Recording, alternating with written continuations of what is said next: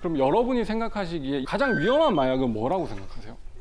제 주위에 외국인 친구가 있는데 우리나라 분들보다 마약에 대해서 많이 접하는 그렇죠. 경우가 많잖아요. 그래서 그때 친구가 말한 게 펜타닐 같은 거는 진짜 위험하다. 위험하죠. 네. 굉장히 강력한 마약성 진통제거든요. 펜타닐 같은 경우는 헤로인이라는 마약의 100배에 달할 정도로 얼마나 이제 그 강력한지 그게 처방이 패치 형태로 돼요.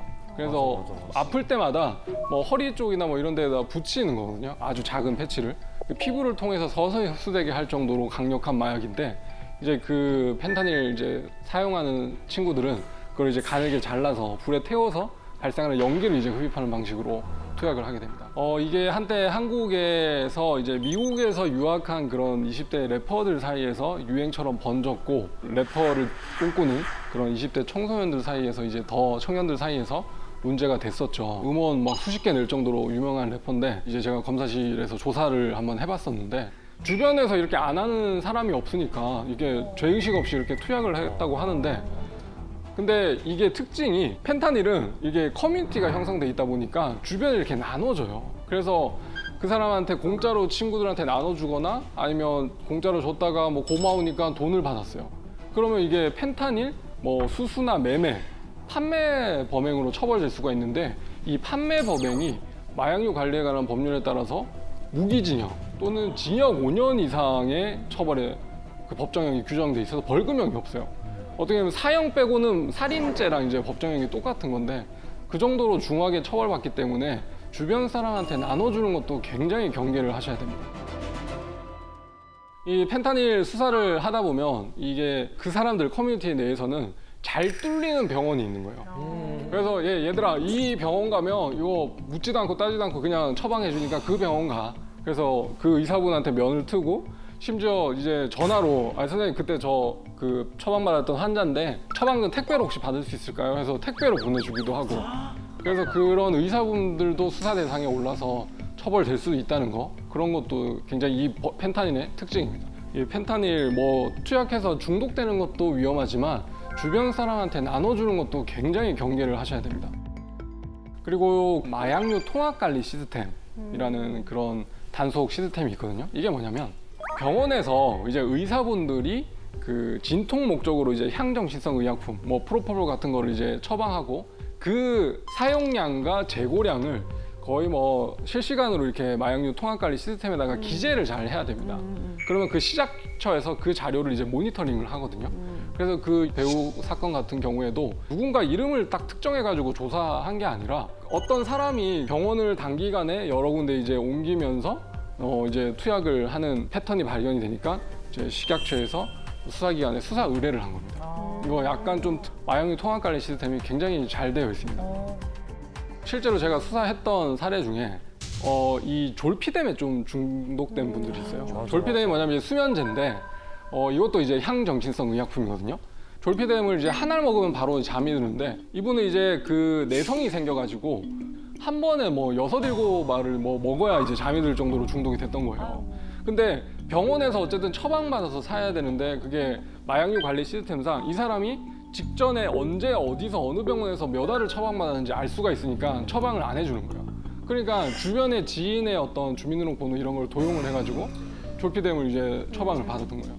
그래서 그 사람도 결국엔 처벌을 받았던 그런 사례도 있습니다. 처방을 받아야 돼서 하는 거면 본인이 아파서 그거를 치료 목적으로 처방을 받는 거잖아요. 그렇죠. 못 먹으면 못 잔다는데 그럼 그럼에도 불구하고 처벌을 해야 되는 거예요. 그러니까 그 사람은 이제 졸피뎀을 처방받아서 복용한 것보다는 이제 다른 사람의 인적 사항을 도용했다는 그 부분의 범죄로 처벌을 받았습니다. 이거는 어떻게 보면 적법하게 처방받은 것이 아니기 때문에 그건 또 졸피뎀 투약으로 처벌을 받게 되는 거죠. 저는 얼마 전에 얘기 듣기로는 그 프로포폴에 중독이 돼가지고 한 달에 장내시경을 5번 하는 분이 계시고 그분 잠은 괜찮으세요? 큰일 나지. 그 정도. 큰일 나지. 장이 헐얼지 않았을까 싶기도 한데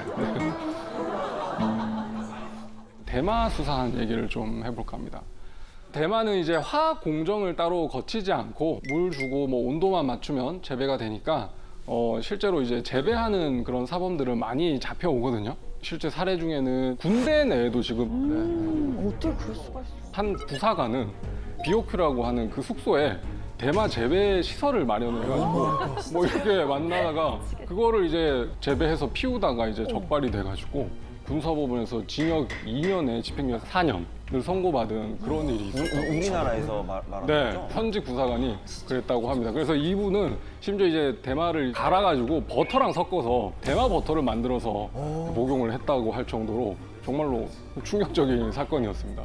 그다음에 이제 임신한 아내랑 함께 사는 집에서 뭐 1년 이상 대마를 뭐 재배하다가 적발된 사람도 있고, 그리고 한 제주도 오피스텔에서는 20대 그 남녀 커플이 그 대마를 그렇게 조직적으로 이렇게 재배를 해서 판매해서 집에서 발견된 대마가 88g 정도, 시가 한 1,700만 원 상당의. 그거를 이제 판매하는 거예요. 제주 쌀 듬뿍 담은 대마 팔아. 뭐 이렇게. 제주산이라고 아마 거기 메뉴에는 표기하지 원산지 표기하지 않을까요? 제주 또 이런 수사기관, 특히 경찰분들은 이제 정보원을 관리를 하거든요.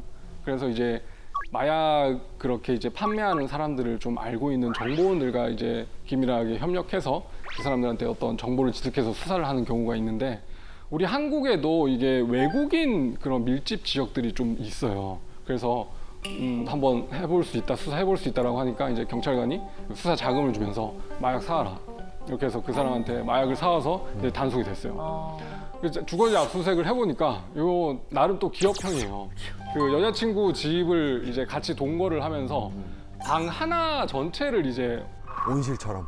이때 그 여자친구분도 그 입건이 됐어요. 왜냐하면 대마 뭐 재배 방조로 이제 입건이 됐는데, 얘기를 들어보니까 자기는 진짜 몰랐다는 거예요.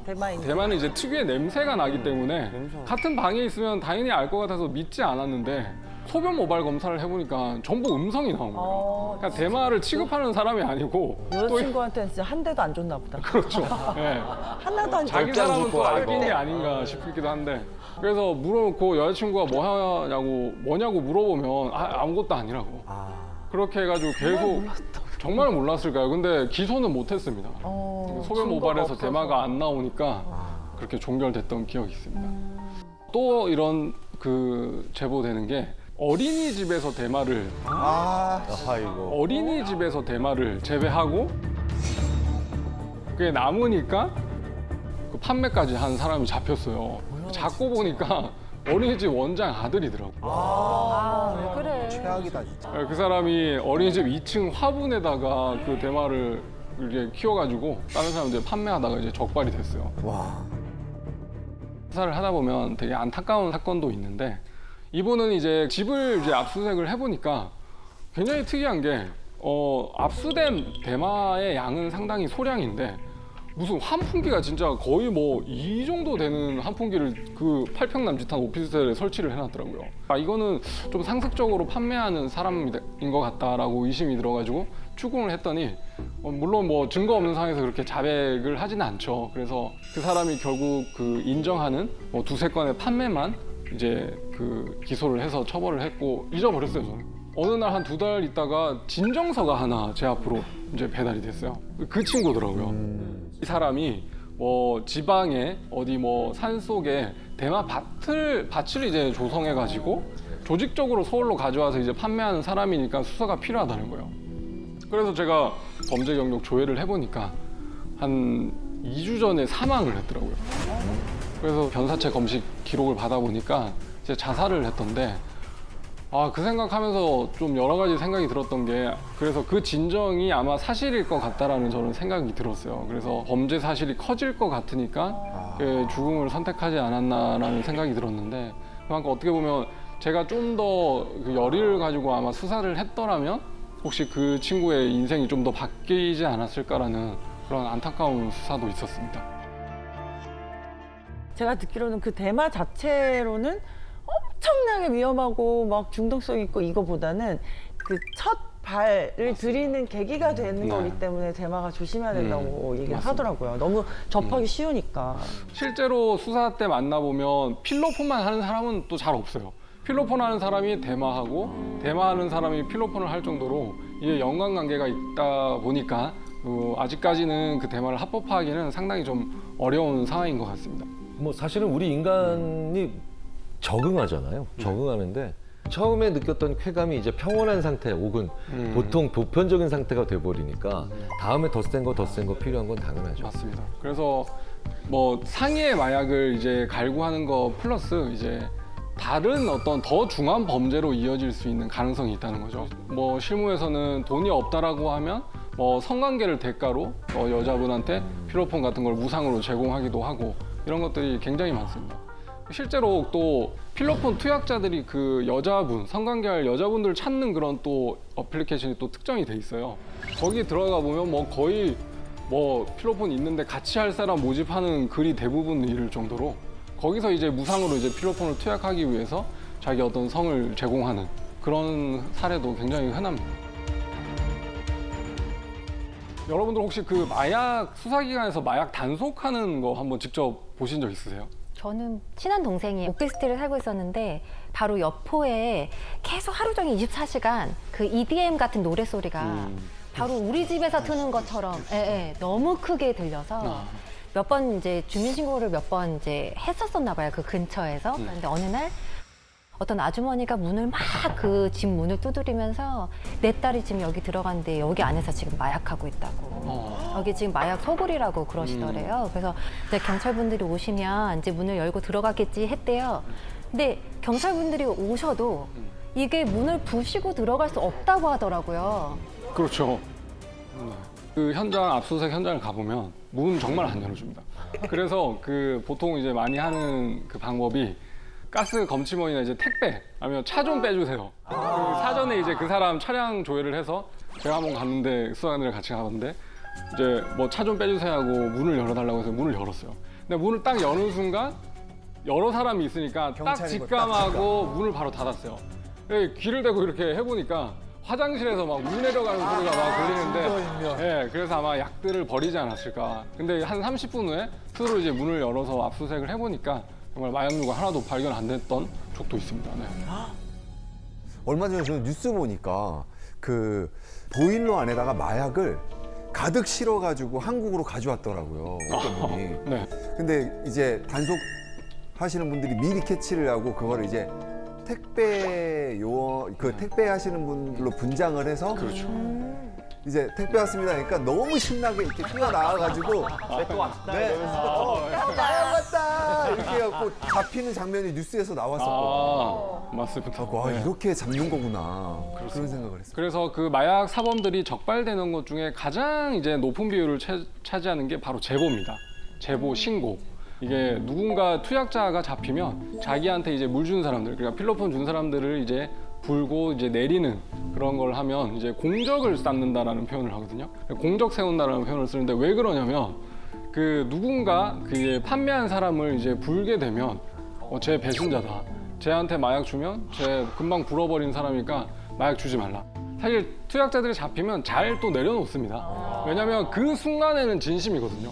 이게 왜 그러냐면 그 마약 세계에서는 상선을 제보하는 사람한테 마약을 판매하지 않으니까 이 사람은 이제 더 이상 마약을 안 받겠다는 각오를 가지고 누군가를 제보하고 내리는 거거든요. 네. 그렇기 때문에 전통적으로 이제 공적으로 이제 치부가 됐고 그 공적을 쌓아서 이제 선처를 받는 그런 구조였습니다. 근데 반대로 그 이런 공적을 악용해서 그 던지기라는 의미가 이제 두 가지가 있는데 그 텔레그램 마약방처럼 비대면으로 마약을 판매할 때 던지기가 나오고 또 상대방을 이제 무고 허위로 신고하는 용도로 던지기를 쓰기도 해요. 그러니까 공적을 악용하다 보니까 실제로 판매하지 않았는데 그 사람 집에 이제 마약 던져놓고 저 사람 이제 마약 가지고 있고 나한테 팔았다. 그 집 압수수색 해보면 마약 나올 거다. 이런 식으로서 허위 공적을 세우기도 하는 경우도 많아서 그리고 뭐 속칭 이제 생눈깔 뺀다라고 하는데 이렇게 상대방을 무고 생눈깔 뺀다고. 변호사님 검찰 용어인가요? 아니 그 은어입니다. 마약의 은어. 네. 그래서 그런 식으로 악용되는 경우도 있으니까 사실 수사하는 입장에서는 그 사람 말을 어디까지 믿을지 잘 판단을 해야 되는 거죠. 마약 수사 중에서 소변 모발 검사 들어보셨죠? 오, 네. 네. 마약 수사는 기본적으로 사람들의 저항이 굉장히 심합니다. 그래서 실제로 검사 입장에서는 부인할 수 없는 객관적 증거를 확보하기 위해서 굉장히 노력을 합니다. 그 소변 모발 검사도 그 중에 하나거든요. 사람이 이제 필로폰 같은 경우를 이제 투약을 하게 되면 한 30분 이후부터 이제 소변으로 배출이 되면서 이제 초심자 투약한 지 얼마 안 된 사람들은 한 뭐 3일에서 5일 정도 이제 소변에서 배출이 되고 중독자 같은 경우에는 열흘 정도까지 이제 그 검사가 되거든요. 그렇기 때문에 소변에서 만약에 양성이 나왔다라고 하면 그 소변 채취일로부터 열흘 안에 이제 마약류 필로폰을 투약했다라고 볼 수가 있겠죠. 반대로 이제 대마 같은 경우에는 흡연을 하면 이제 뭐 4시간에서 8시간 이후에 소변으로 배출이 돼서 초심자의 경우에는 한 열흘, 그다음에 상습자 같은 경우에는 한 달 정도까지 이제 그 검출이 되기 때문에 대마 소변 양성이 나왔다면 소변 채취일로부터 약 한 달 사이에 이제 대마를 흡연했다라고 볼 수가 있습니다. 그 소변 검사 실제로 어떻게 하실 것 같으세요? 한 병원에서처럼 네. 3분의 1 정도 보시다가 중간 반 정도 채우세요. 약간 아. 이렇게 예, 종이컵에. 네, 종이컵에 보낼 것 같은데 그렇지 않습니다. 부인을 하는 이 피해자들 중에는 화장실에 있는 그 변기물을 받아가지고 제출을 하는 사람도 있어요. 앞에서 봐요? 아니 그래가 혼자 보낼 수가 없기 때문에 그럼 같이 들어. 같이 가죠. 네. 그 아예 그 바로 앞 칸에 들어가세요? 혹시 다른 걸 넣진 않는지 이렇게 감시하는 방법으로 같이 이제 채취를 하죠. 사실 소변 제출을 거부하는 이제 피의자분들도 있지만 보통 압수수색 영장에는 소변 제출을 거부하면 인근의 병원에 가서 이제 그 주사기로 채취한다는 그런 기재를 뭐 써놓기 때문에 그렇게 되면 이제 병원으로 가서 고통스럽게 채취할 수 있다는 걸 좀 친절하게 안내하면 저 같은 경우는 실제로 병원에까지 가본 적은 없습니다. 네. 그러면 모바일 검사인데 몇 수 정도 뽑을 것 같으세요? 마약 검사 때? 한올 정도. 나도 한 올이면 되는 거 아니야? 아, 아닙니다.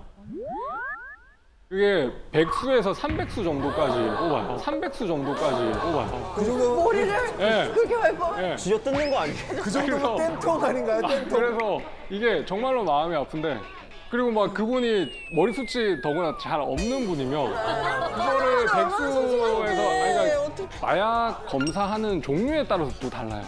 그러니까 예를 들어 필로폰 대마만 하면 200수인데 거기에 다른 뭐 마약까지 추가하면 더 시료가 많이 아 근데 그거를 꼭 뽑아야 돼요? 커트는 안 돼요? 안 됩니다.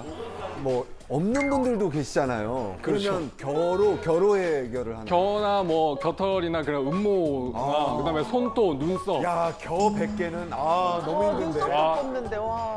이게 왜 커트가 안 되냐면 모바일 검사의 원리가 우리가 마약을 이제 투약하게 되면 혈액 속에 이제 성분이 돌다가 네. 이제 그게 모근으로 가요. 네. 그럼 모근에서부터 이제 점점 이제 한 달에 1cm씩 멀어지니까 우리가 이제 시기 추정 감정을 하려면 모근부터 채취를 해야 되거든요. 그 기준으로부터 1cm, 네, 그다음에 1cm에서 2cm 구간 여기에 이제 마약이 들어있냐 안 들어있냐 이걸 보는 거거든요. 근데 그러면 머리가 아주 긴 사람은 그럼 모근에서는 없다가 저 끝에서 발견되고 그런 경우도 있어요? 그렇죠. 그래서 뭐 그 논문에 따르면 그 최장 1년까지 뭐 10cm죠. 그 정도까지 검출이 되기 때문에 처벌될 수도 있는 거죠. 네. 얼마 전에 드라마 더글로리에서도 사라가 막 탈색을 염색하고. 맞아. 이렇게 그렇죠. 막 그럼 안 나와요? 약 때문에 걸릴까 봐. 그래도 나옵니다. 왜냐하면 이게 탈색의 원리가 그냥 색만 빼는 거지 그냥 마약 성분이 나오진 않기 때문에 실제로 그렇게 탈색을 하고 오시는 분들이 계세요? 많이 있습니다. 많이 있습니다. 네, 그럼 물어보면 자기는 원래부터 탈색했다라고 한 6개월 전에 사진도 또 보여줍니다. 증거인멸을 하려는 게 아니라 원래 탈색 자주 한다고.